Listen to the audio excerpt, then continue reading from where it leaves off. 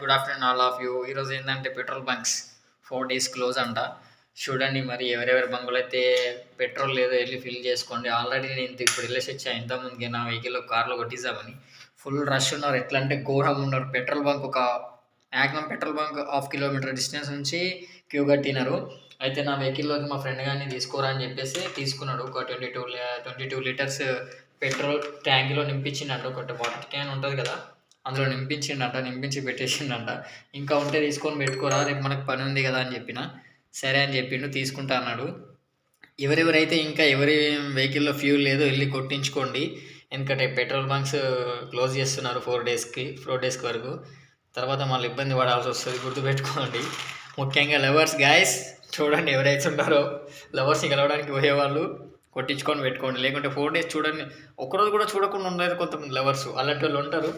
ఎందుకైనా మంచిది అంటే లవర్స్ అని కాదు విషయం, కొట్టించుకోండి ఫ్యూల్. ఎమర్జెన్సీకి చెప్పలేము కదా, ఇంట్లో పరిస్థితులు అవి ఉంటాయి కదా, కొట్టించుకోండి. మొత్తం మీద అయితే మా ఫ్రెండ్ గారు ఆల్రెడీ నా కోసం నింపి పెట్టేసిండంట ఒక 22 లీటర్స్ క్యాన్.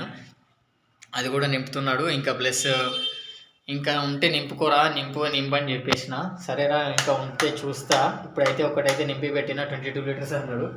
సరే నింపేసి అని చెప్పిన. ఇంకా మా తమ్ముడు మా ఫాదర్ వెహికల్ కూడా ఉంది కదా, అందులో కూడా నింపడానికి నేను చెప్పిన. సరేరా అని చెప్పిండు.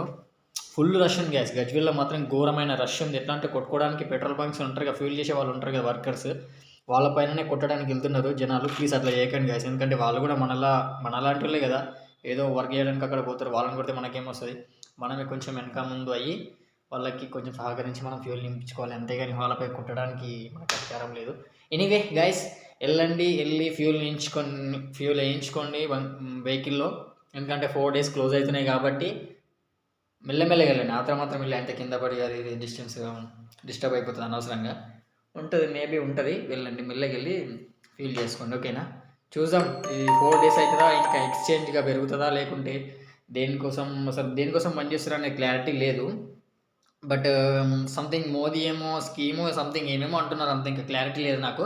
అది క్లారిటీ తీసుకొని నేను మళ్ళీ వీడియో పెడతాను. అప్పటి వరకు చూస్తున్నానండి, వాచ్ చేయండి గైస్. బాయ్.